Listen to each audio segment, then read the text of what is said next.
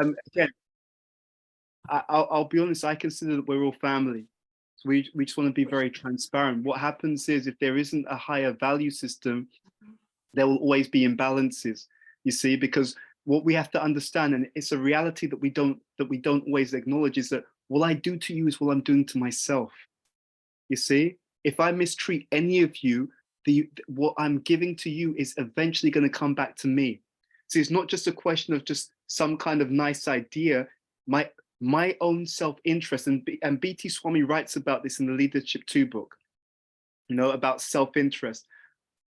My own self-interest is intimately related to your self-interest. If I ask, I'm sure many of us have experienced. Have you experienced? You've seen someone, they did something wrong to someone, and eventually it caught up with them. Has anyone seen that happen in life? Yeah, we all know it. You see. So if we don't deal with each other properly, my B.T. Swami used to say this. He said the mistreatment of other people by any of us is ultimately a mistreatment to ourselves. It's not there's no question of me doing something negative to another person and then thinking that I'm going to flourish all across the board. There will be repercussions, and especially to Rikin's point, in the Vedic knowledge, it also talks about reincarnation, right? So sometimes we think, oh, it seems that they got away with it. No, there'll be repercussions in this life. And if one accepts this idea of coming again, then there'll be even repercussions in another life as well, you know? So I always talk about the karma as an exercise in empathy. You know, what's the best way for me to learn what it's like to be mistreated as a woman, right? It's to me to actually have to see that or deal with that. So sometimes Gabrielle, to your point, also what can happen sometimes is if a male mistreats a female, he may see that and experience that in a more intense way when he sees his daughter being mistreated. And then he remembers what it's like and how painful it is for her. And that can also be a wake-up call.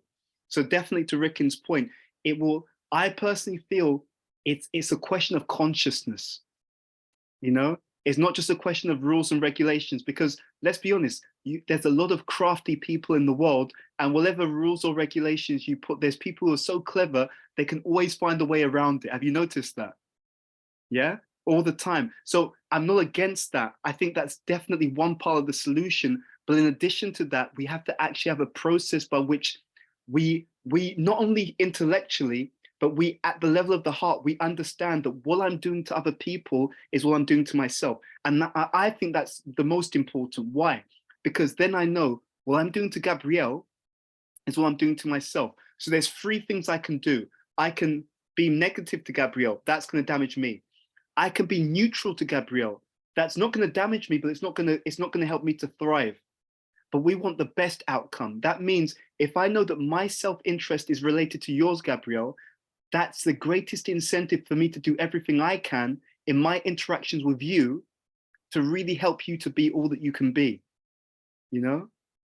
And in that way, I take joy in seeing how you're prospering, how you're growing, how you're happy, how you're content, and even the fact that it comes back to me as a side effect, that's almost secondary, because I take joy in seeing how you're happy and you're flourishing. Does that make some sense? Absolutely. It absolutely, just this one thing. It absolutely makes sense. And if I look at it at the collective, in many countries, it helps actually that the male make the female sanct, but the male man get lost. For example, in Iran.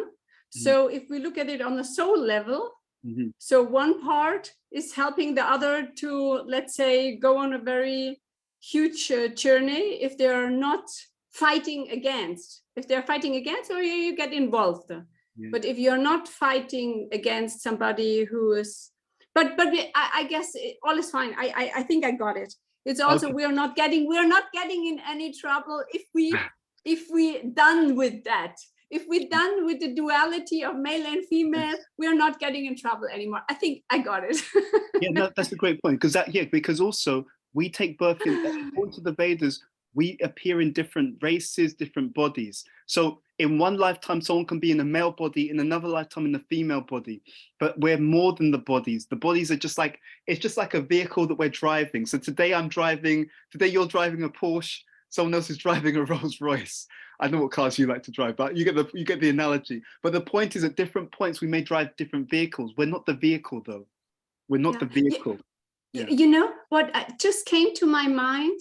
I think when you look at all these different creatures and races or countries and whatever, I think actually when we are talking about the female and male part, we're actually really down very, very, very deep at the root, right? Because then everything else is already can be. Some have lots of different parts, but I just thought I have no let's say, just to put it on my life, for example, just as an example, there is no, you know, different in religion, countries, whatever, to me. But there was until now.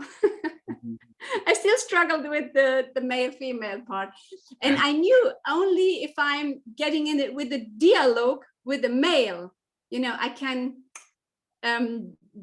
let it go, and that was the thing I was looking for, to let it go. Yeah.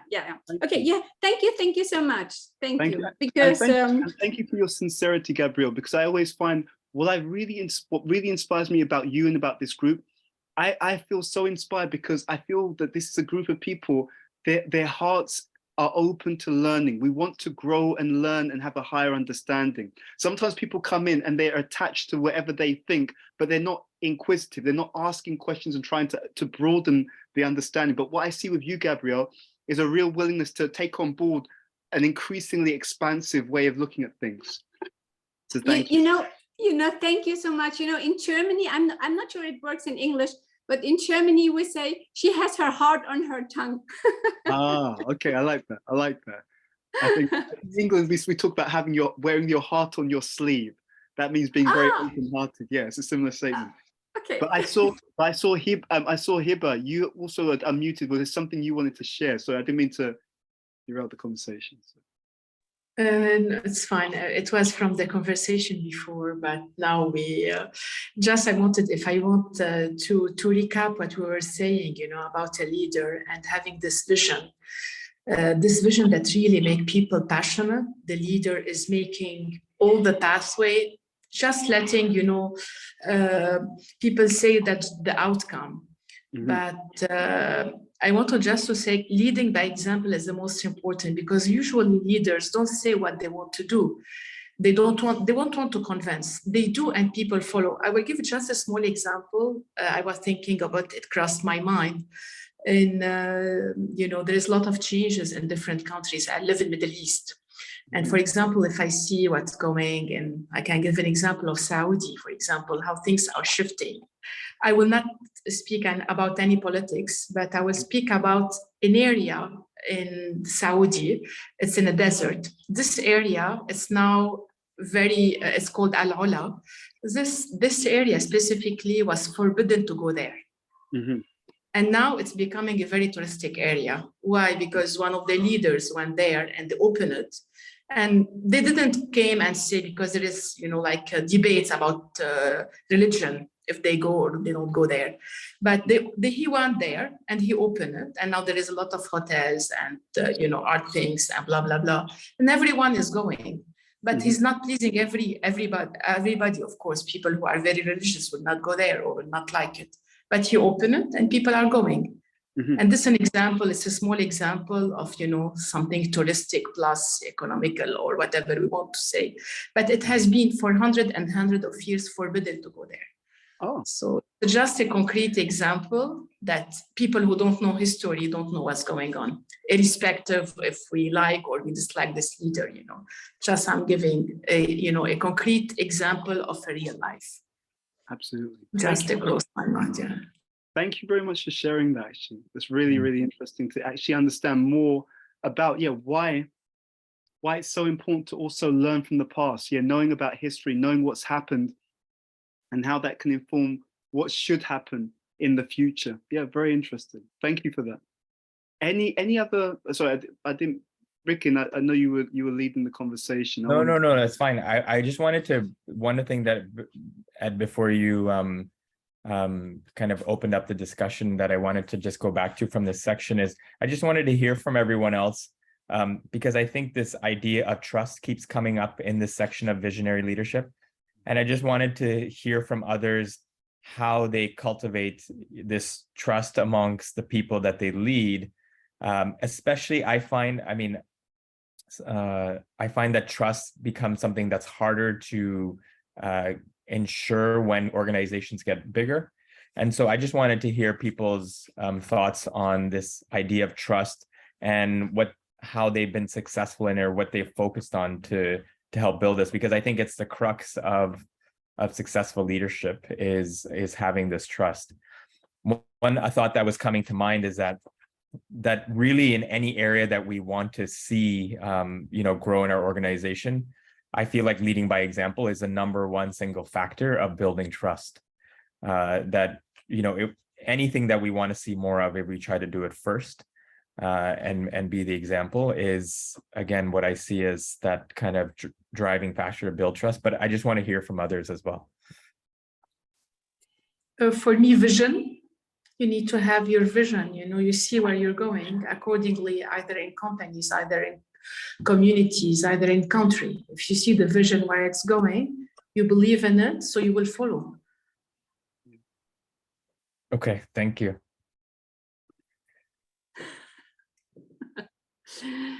Okay. Tiffany? For me, like talking on trust, the key is that we need to trust ourselves, right? So it's always that inward. Because if we're trying to make changes and plans and everything else, but we like the one line that spoke about the conscious and unconscious beliefs. So if we really aren't feeling that, then if we're not trusting ourselves, others are not going to trust in us either. So you're saying it eventually comes out, or it's people can feel that when we don't have kind of that trust or confidence in ourselves. I think that's the key. Okay. No, that's a great point. I really like that. Anybody else had anything to share on this? Ambika? I Sorry, think Gabrielle, Gabriela had her hand up. Yeah, sure. I missed that hand. Go ahead, Gabrielle. I just want to add to Tiffany. I mean, this is exactly what I wanted to say also. So, but you were first. But I was eager. But about the self-trust, I realized that it's also about this higher version of self-trust. I mean that as bigger as a firm is growing, it's not to handle with control. So it's a mix of this. I think that the self-trust, the self-trust can let go also. Only when we are in self-trust, we can things let go, trust in others. Yeah, I think this is, I just a short time ago, I heard the sentence and I really love it a lot. It means when everything is falling apart, everything falls into place. And I think this is only possible to live either if you're totally weak because you see yourself totally helpless, or you're in total trust, right?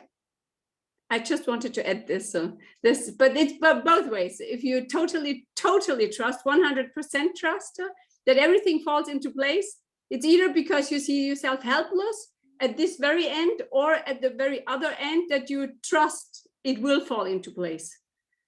Yeah, that's what I want to add to the self-trust. Why are you in your pajamas? Thank you. Sorry, I'm unmuted.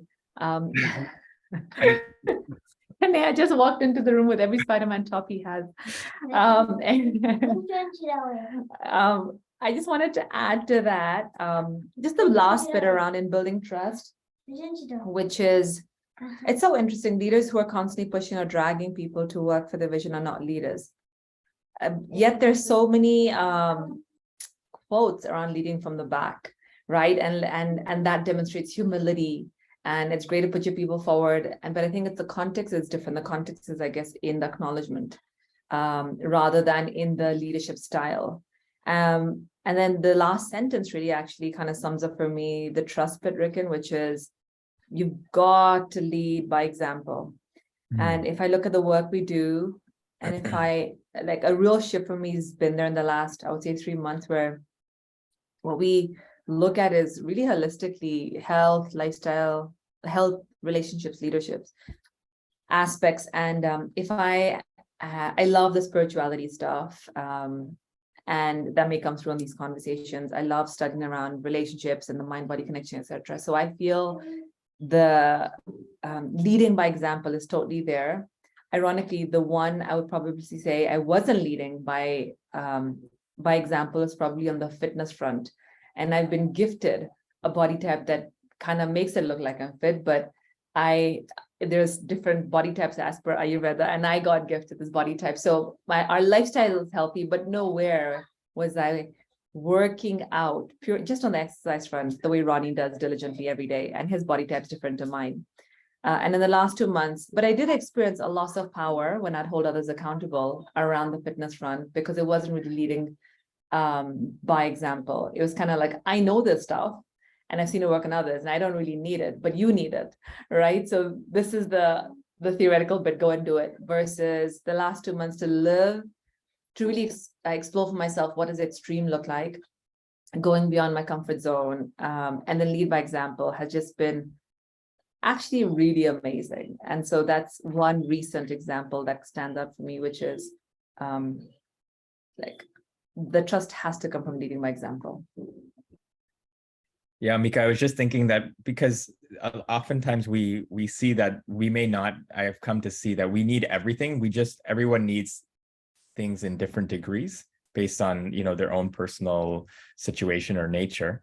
But that when we actually apply it to our own life, that's when we get the insights to be able to really be able to not convince others, but show others the importance, because we need those insights. But the only way you get those insights is like what you said in the last 2 months, doing it yourself.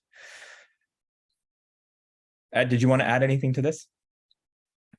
I think it's a very important conversation. I think there's a term that you could use called cumulative power. So there's a certain type of person, to be honest, even if they don't role model something, they're very persuasive. I think we've all seen that, right? You see someone, they're not doing something, but they're persuasive about it. And it has a certain degree of power. So persuasion, so that the words. There's a certain type of person, they do something one-off, and it has a certain kind of power, right? But there's also someone who has done something so consistently, it's part of them, right? So it's no longer an activity, it's a habit, it's a characteristic. What they found is when all of these are aligned, you have the most power. When your value system, your lifestyle, right? So this is actually what it means in terms of leading by example. You live this. So I'm talking to you about being trustworthy, and I'm trustworthy, right? I'm talking about whatever subject, and I practice this. That actually there's the Vedic thing is that there's 2 dimensions to this, and this is important for parenting. So I was doing some seminar years ago based upon the Vedic literatures about parenting. It said that the children will imbibe from the parents characteristics on 2 levels. One, the characteristics or the habits that the parents have integrated into their own being. So the stuff that you just do normally, right? Let's say you're a truthful person. The children will pick up on that subconsciously, and it will lean them towards being truthful. So one set of characteristics of things that you've imbibed, things which are parts of your character right now. But, and this is also where there's a hope for many people, the second dimension of characteristics are characteristics which have not become part of your character yet, but you're striving in that direction. So the children will pick up on both what's been integrated and also what is being pursued, you see? So even if you're not highly experienced in something, but that's the direction that you're going in, and you're sincerely trying to improve in that area, then the child will pick up that principle. Let us also sincerely try to improve in this area. And what they found in the Vedic literatures is, as a result, the child may even become more accomplished in that particular area than the parent. You see?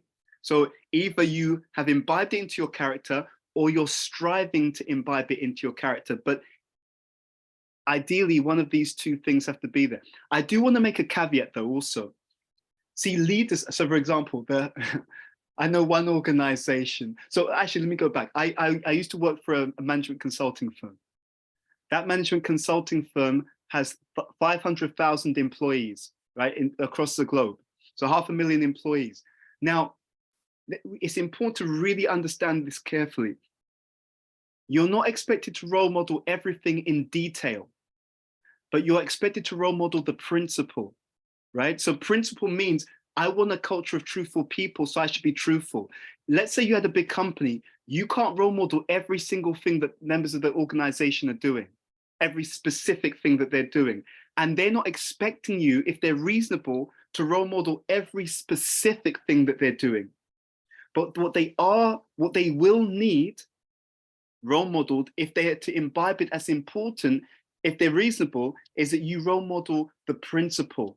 Okay, so for example, if someone's trying to get better at, I don't know, being timely, okay, ideally, the leadership should be role modeling that, because when you role model something, what you're also demonstrating is that it's valuable.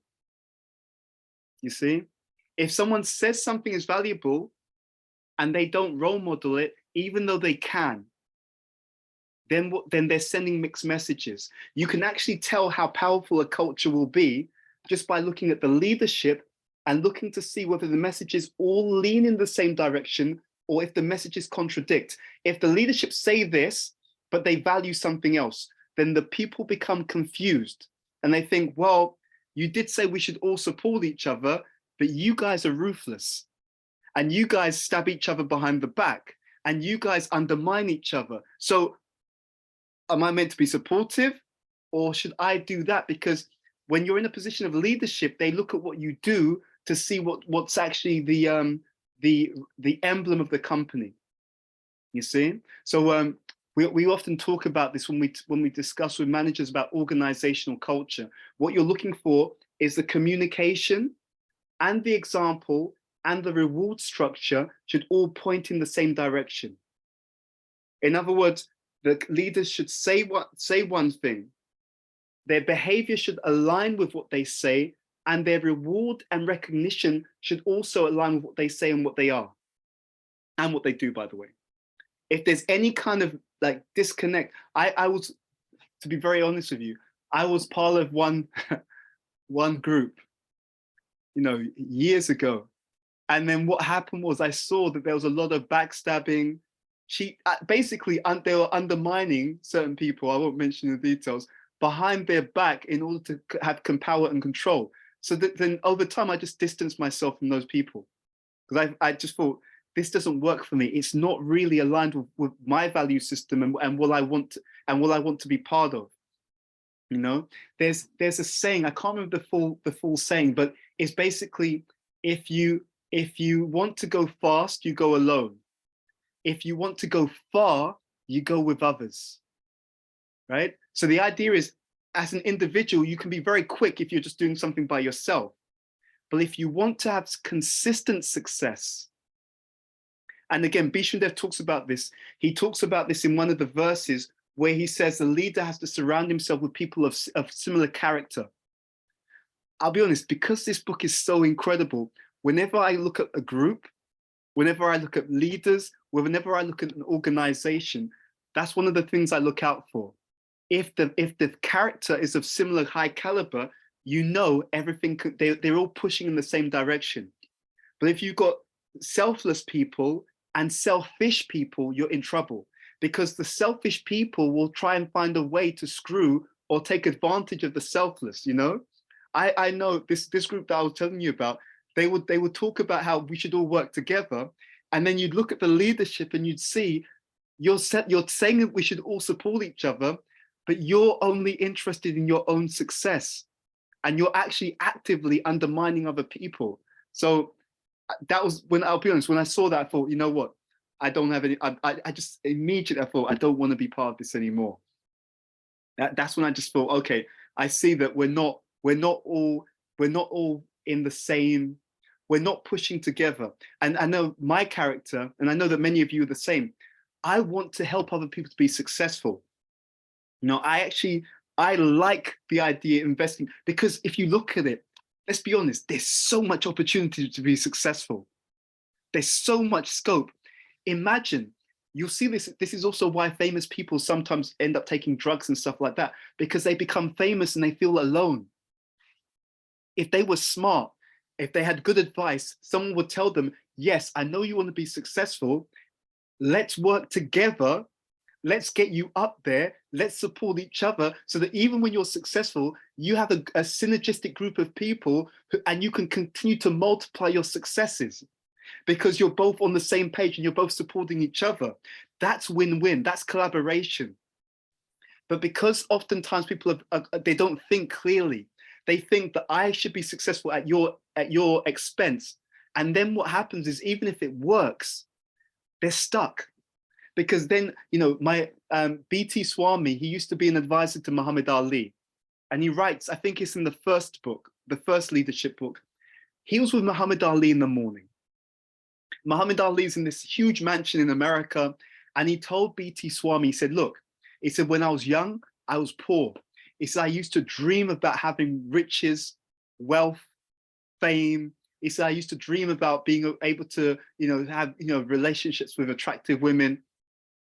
And Muhammad Ali told him that morning, he said, now I'm famous, I've got all this big house. He said, I can call people from anywhere in the world to fly in to see me. He told B.T. Swami this. And he said, now I'm even more miserable than I was when I was poor. He said, I have family calling me up all the time. And he said, they all want something.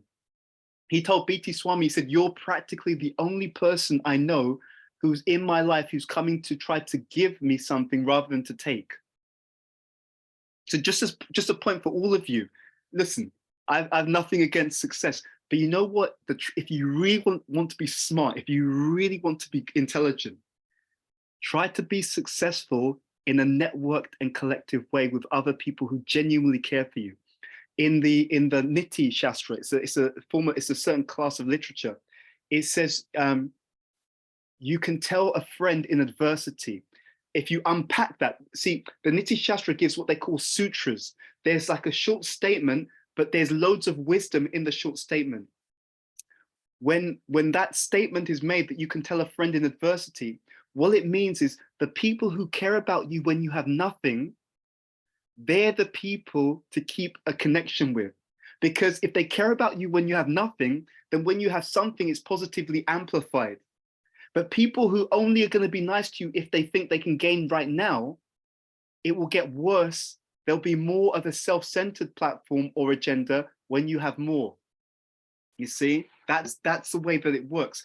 So there's always signs in the moment, right? Sometimes people end up in bad situations, but they will, I guarantee you, there were warning signs in the moment, but we don't listen. That's our trouble. You know, if you examine your life, you can see if something's going to go wrong, you always get some early subtle warnings. There's subtle signs that there's something that needs to be addressed here. And if people pay attention, a small shift early can save you so much trouble. And if people don't pay attention, then the issue that they saw and ignored, it just gets worse and worse and worse. And something small in the beginning, it becomes such a big issue later on, and you're spending hours fixing something that you could have fixed in seconds early on. You know, there's a saying that you should be conscious before you can become God conscious. And that's what it actually means. If you're just aware, I've seen this in my own life, it's so powerful, it's ridiculous. If you're just aware of what's going on in your life and in yourself, and in your relationships, just that one thing can save people so much trouble. It's absolutely astounding. Anyway, I want to get us into some of the discussions we're going to have today, unless there's any other comments on that. Just 2 points to clarify. One was, what was the term you used? Cumulative? Oh, actually, I forgot the term I used. You could say cumulative strength. Yeah, it builds on itself. You said cumulative power. Cumulative power. Yeah. Okay. Okay. And then the second thing that I wanted just to clarify is you were talking about this alignment that's required from the leader, communication, behavior, and then reward system. What did you mean by reward system? Yeah. So you see, you'll get more of whatever you reward in an organization. So let's say that we want everyone to collaborate and support each other, but this member of the organization, he stabs everyone in the back, he steals people's ideas, but because of that, he's able to build business. But then I tell everyone, you should be like him. Then it's like, well, what do you mean? Either you want me to be supportive and collaborate, or you want me to be like him, and he stabs people in the back to get to where he gets to.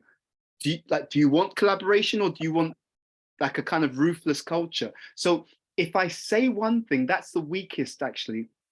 What people say is the weakest form of communication. My example, will I do, and will I reward are stronger. So if I say to Rikin, yeah, Rikin, we should all support each other and work together, but then I'm always just trying to find a way to kind of do something at the expense of other people, then actually what Rikin picks up is, you don't mean that. You're saying that, but you're rewarding all these people who are very selfish. So therefore, people are looking to feel validated. So then even a neutral person will be inclined, I should copy that ruthless behavior, because if I copy that ruthless behavior, everyone will celebrate me. Everyone will tell me how wonderful I am, you see? So what happens is it's a mixed message. I'm saying one thing, but I'm rewarding something else, and people are gonna go with what's rewarded, not what is stated, you see? In other words, you can think of it this way: reward includes communication, and it includes doing, and it includes character, because it includes character because I'm the one who's actually saying this is good. It includes communication because I'm telling everyone that that's the example to follow. It includes doing because I'm actively promoting this particular individual. And that's how you have a toxic culture as well. Sometimes leaders don't understand why the culture goes down. It's like, yeah, I can tell you why the culture goes down, because this person. So we often deal with big organizations, and there's always like people who check the standards. So if I reward something that's not healthy, I'm making a dichotomy between the outcomes and how you got there. You see the difference, right? It's not just what you do, it's how you do it. I remember Rikin was telling me, I think you were on a call with your teacher, Radha Swami. And I remember very clearly, Rikin was telling me that Marge, he didn't just praise what the outcomes. I think they were doing some work on one of his books and promoting it. But Rikin told me Marge, and he's a role model for me because he's just this person is so incredibly emotionally intelligent. You can't believe it. If you start to study his example, you start to realize, wow, I've got this book on emotional intelligence. I think it's upstairs. I got this because we also teach it. But when you look at someone like Radha Swami, his character is the book. He's got more things on the emotional intelligence in his character than you have in the books, right?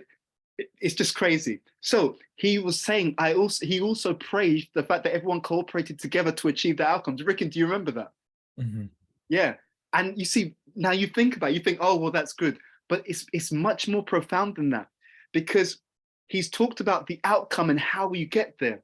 Now, what people don't know is that there's a connection between the two things. If you do it the right way, then you will always get more and more of that outcome. You know, what I'll do is, if you want, I gave a presentation to a group of doctors and medical professionals on Wednesday. So I've done a series of different things in the UK. They're called the National Health Service, the NHS. I recorded it. So we did a session on Wednesday called The Circle of Concern versus the Circle of Influence. And as part of that discussion, and I'll send it to you if you like to hear the audio. As part of that discussion, we talked about how when you want to have influence, if you go for a win-win, then what happens is not only do you have influence in that particular event, if you do it nicely and people like you, the next time you need help, what are they going to do? What are they going to do? They'll help you. They'll help you, right? So you see, you can do a one-off win, but that's not intelligent. If you want to be successful in business and life, you don't want a singular event, you don't want a singular win, you want a continuous win, right? But the opposite is also true. If I get you to help me, then I take advantage of you. Next time I come to you and ask for help, what are you going to do? What are you going to do? Anyone can unmute and share. What will you do next time? I took advantage of you this time. Next time, what will you say and what will you do? Your guard will be up. Absolutely. And not just that, you're going to tell other people, yeah, I worked with this person. He pretended that we were all in this together and we were all trying to help each other. And then he stabbed me in the back, you know? So your reputation gets destroyed by people who have a grievance. And there's two types of grievance. One is unfair, okay? If they say it and it's unfair, they'll be found out. Someone will hear, no, they're lying. That's not true. He's not like that. But if it's a genuine grievance, wow, it has a certain power behind it, because when they speak, people can actually sense, consciously or unconsciously, they're right. They're actually telling the truth. You see? So you actually lose the, Simon Sinek, I think he calls it the infinite game. That when you're doing something, you're trying to get a win for now and a win in the future and a win in the long-term future, etc. So it's actually how we do this over the long term. Yeah. Okay. So yeah, it's just there's a really interesting point. Yeah, it was just coming from that question about what it means to have this reward system. Yeah, yeah. In that. So basically, you're saying that whatever we want to reward the behaviors or the qualities that we're looking to build and cultivate in an organization. Absolutely, absolutely, and that will make you more productive. There's no question about it. Anyone who's honest, if you reward the outcomes, but you also reward the right behaviors as well, and then what will happen is, you know, it's such a simple thing, but I'll be honest, I've seen so many projects, organizations, they don't notice this, and I see them, and even if they're successful, I think to myself, your organization or your project, you could probably be about 100 times more successful. If small things make a big difference. Gabrielle. Yes, it's waiting in me. You know, because when I heard the word rewarding system, I thought we're living in a total ill system, in a very, very unhealthy, ill system, because everybody who is doing something to making money in politics, in banking, in firms is very much rewarded, and which is actually what the soul needs. The taking care of elderly people, the taking care of babies, the taking care of the hospital is the lowest rewarded. This system, what we have in the world, must be very, very ill. There's truth in what you're saying, in the sense that it's definitely not rewarded properly. There's a factor about that. But I do also want to touch upon an assumption here. Reward is not just money. And I think that's very, very important to understand. There's more than one way to reward and to recognize and to value. I mean, I don't know if you had this in other countries, but during the pandemic, and Ambika, I'm sure you'll be aware of this, in the UK, I think it was every Thursday evening, if you remember, what they would do is people would actually come outside of their homes and they would actually clap. Yeah, they would clap. Yeah, so Ronnie and Ambika, because these guys are from London, they heard about it. They would actually clap for the NHS. You'll hear this when I send you the audio. The presentation I gave on Wednesday for the NHS and for some of the doctors and other NHS medical staff, I was just telling them how much I appreciated what they did. And I really meant it. And I agree with you, Gabrielle. I think people like that, they're amazing, they're fantastic. And yes, they don't they're not recognized in the right way. I personally feel that. But but we have to also consider there are things that we can do, even if it's not, let's say, financial, because we may not control their salary. But I think it makes a difference, even small things, even a thank you, even a recognition of what they go through. And I firmly believe, and this is what we were speaking about, the circle of concern, do what you can to make them feel valued. But even if even if some people are make them feel valued, Mhm. the system to me doesn't look right. Yeah. Because if the other things are rewarded with lots of money and its power to make new rules in this direction, we know there is some corruption all over the planet. Yeah. So if money becomes used to continue making rewarding with money, with power in one direction, and not rewarding, giving the power to the jobs, they're nurturing our souls and our children, and what does our children need as an example. So if I give my child the example of, I have no time for you because I need to go to make money, honey. Mhm. This is the example I'm gonna lead my child. And this is where our system is going. I mean, also in Europe, look 30 years back, most women stayed home with the child. Mhm. Some of them because they had to, because they had no rights anyway. Some of them because they want to stay with the child. But anyway, I mean, even if we say, of course, money is not the all reward, I totally agree with you. But basically every single no, not every single, but basically in most humans, we live in a system where you have to decide where I'm gonna fly, what do I gonna buy, and which school do I send my child. So this everybody becomes teach to me, even in little things. It's not just about, I'm really thinking about that.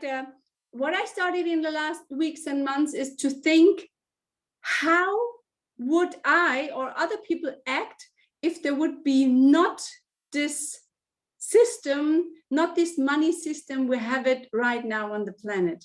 If it would be like in older times that you're just, basically exchanging, that there are not, let's say, a vision of how much can I make with money. If there would just be this lower level of, let's say, problems. Mhm. You know what I mean? I know what you mean. Because then we would more stay on the realm, taking care of the closest, instead of the huge bubble we see in television. What's the huge rewarding system? Because you see it also in our whole system. You're not finding workers. If your tube is broken, you will not find one, because everybody wants to study. Why does everybody wants to study? Mhm. And why does every woman wants to go for work, to be independent and leave the children back? I think we have to think not just in firm terms, what's going on in a firm. We have a huger firm. It's the world, and here the system is a bit.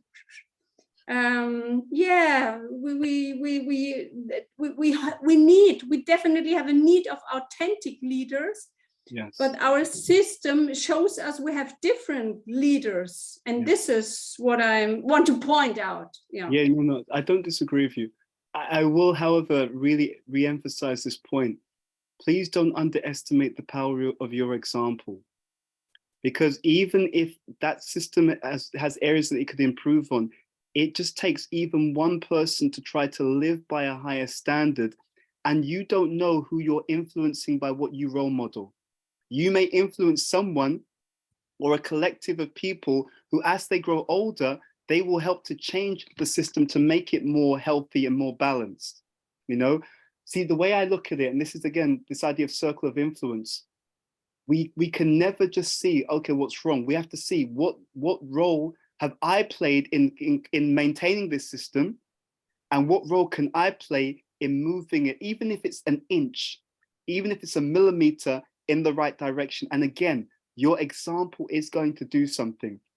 You see, what happens often is people, they become, you're not like this, but people can become hopeless by thinking it's such a big system, we can't do anything. No, your day-to-day example is going to do something. It really is. And it will influence people that you may not even be aware of to move in a healthy direction. So yes, there are always things to improve.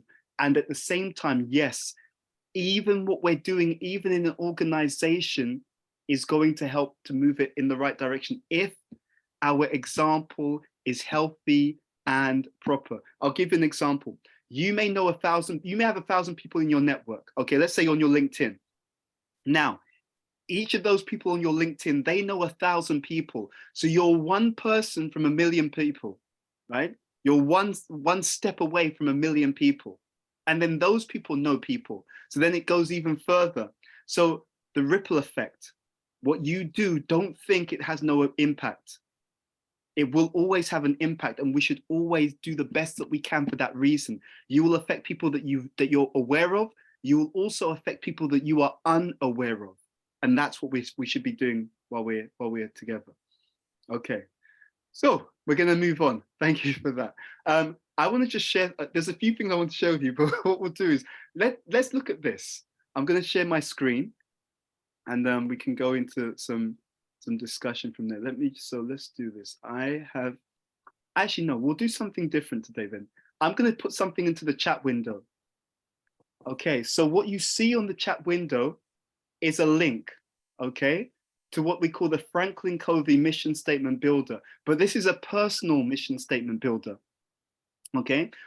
You don't have to use it yet. I'm going to explain a little bit about this first. So what I thought we could discuss today are a couple of things. So let me share my screen for this particular slide. And some of you may have heard of this term before, so this could be interesting to see your understanding here. So can you see my slides? Yeah. Okay. So you have this term here. Who's heard of this term before? Mission drift. Has anyone heard of that term before? Okay, Ambika. Ambika, what's your understanding of this term?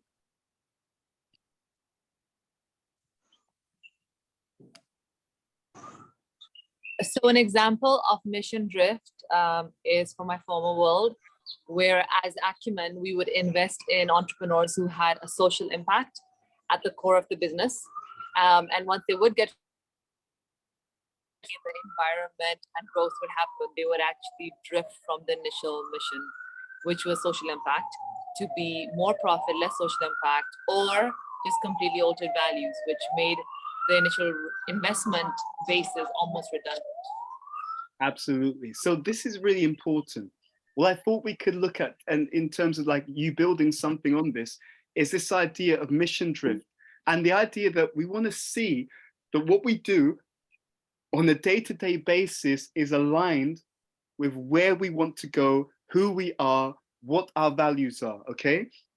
I'm conscious of the time that we have. What I'm going to ask you to do is I'm going to ask you to go to that link. When you go to that link, this is a tool that I wanted us to use today, okay? When you go to that link, maybe I can show you. Actually, yes, I can show you. Can you see here on my screen? When you go to that link, you can actually create your own personal mission statement. So I'm not talking here about the organization. I'm talking about the personal mission statement, okay? So we're going to ask you to put your name in, and then it'll take you to the next steps. You're going to put your email, okay? And then what we're going to do is we're going to go through it, and it will ask you a number of questions. So you can see here, okay? I am at my best when, I am at my worst when. I'm going to ask you to go through the mission statement builder and just fill this in, okay? What it will do at the end is it will actually create for you a document, an actually personalized mission statement, because this mission statement is your compass. When we have a compass, we can easily see what choices we're going to make, what choices we're not going to make, and we're going to see if those choices are aligned with the mission that we've already outlined or identified. Just like an organization can drift, individuals can also drift. And it happens a lot when we don't know where we're going. Did anyone see my TED Talk recently? Okay. I haven't shared it with the group yet, but I need to. Okay, no worries, I can also share. But I did a TED Talk and we were speaking about the 3D model that we spoke about to you guys in the previous session. And we were talking about how if you don't know your destination, you're in trouble, because we've got all this resource, time, energy, skills, network, creativity. But if we don't know where we're going or where we should be going, these things get wasted. So keep going through. I'm going to ask you to just fill in the answers to this, to the mission statement builder, and we'll see how far we get over the next 5 minutes or so. And if people need to leave after 5 minutes, then I'm going to ask you to complete this in your own time. But what we want to do is help you to define your own personal mission statement. Okay, and then from there, we're going to start to look at that and explore that in a bit more detail. So I'm going to stop sharing my screen, but you've all got the link. Just work on it right now. As you go through, answer the questions. It's very easy. It's giving you all the prompts. If you just answer these questions, it's going to take you on a journey. And at the end of the journey, you're going to have a personalized mission statement. Okay, let's give you some time to do that.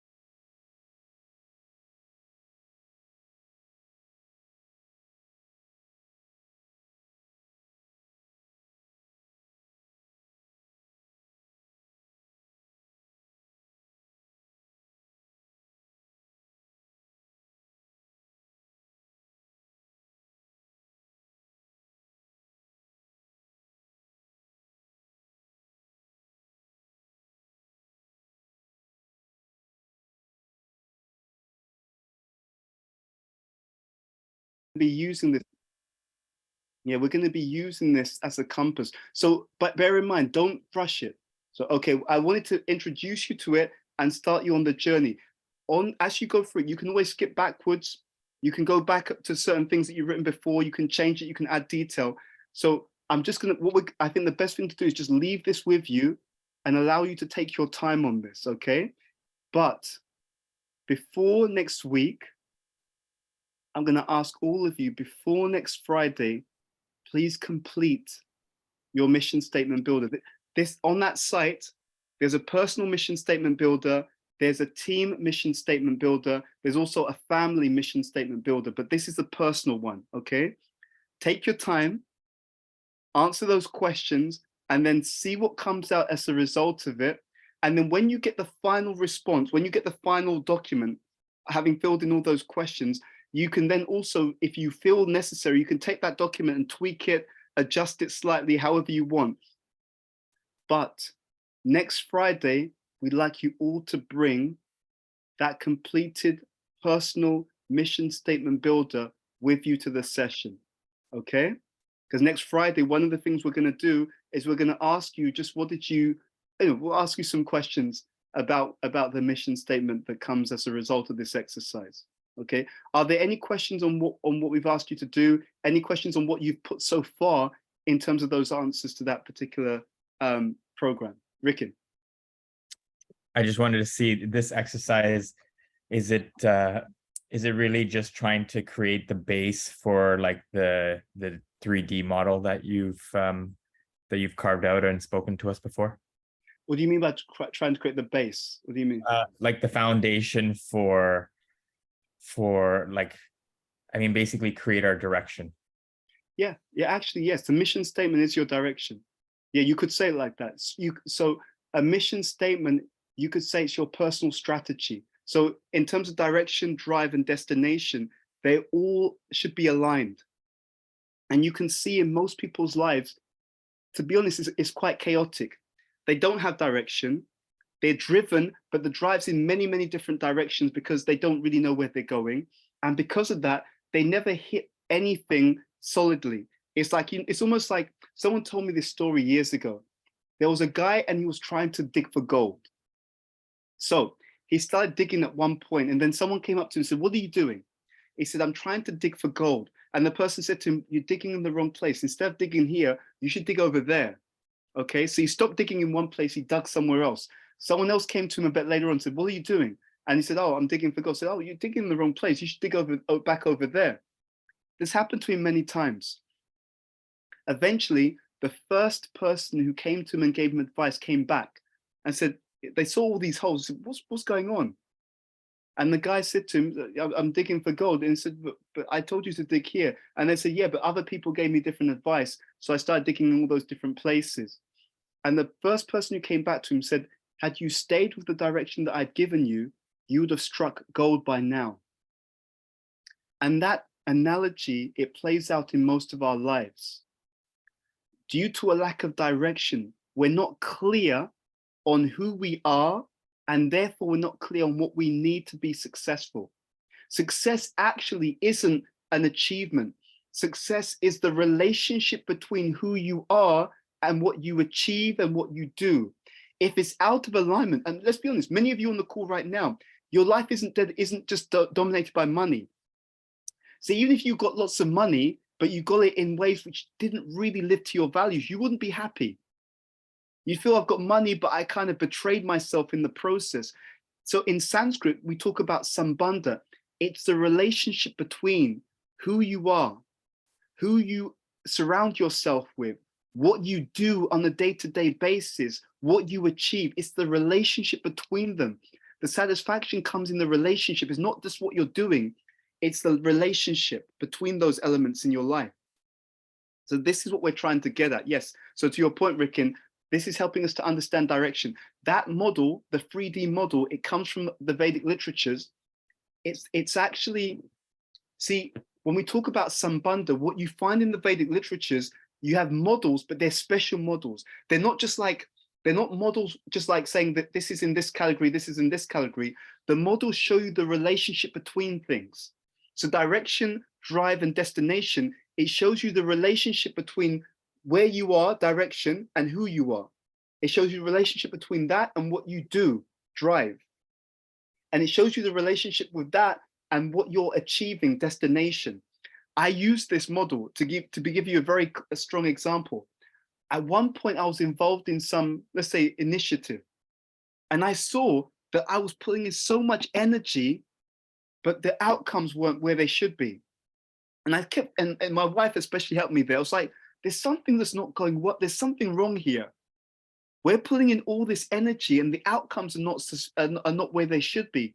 And we realized when we did some deep analysis that there was some, without going into all the details, there was some situation blocking the energy of what we were putting in and the outcomes that we should be receiving. You see? So again, this is a relationship between things. Sometimes you have people who are successful, but they're not happy because what they're doing, it's not in relationship to who they really are. Again, direction, drive, destination. They saw that there's some disconnect. Something's not quite right. If you're putting in this much energy and you're only getting this much outcome, there's something wrong. Then you dive in. What's the disconnect? Why is someone working so hard and getting so little return? And then you start to see, what do we need to change in order for things to work properly? So this is why we're doing it. Yes, so to your point, it's about understanding our personal mission, our personal direction. Thank you. Okay, so we're going to stop here, I think, because I think I assume people need to leave around this time because it's 1:46. But please get that done. Ricken, if you could share the TED Talk that we did, and also I already did. Oh, thank you. With the TED Talk, please share it, pass it on to other people. That would be really useful. Okay, but great seeing all of you again. And next week, please come with your mission statement, because next week we're going to use that as the basis of some further conversation. Okay. Thank you very much.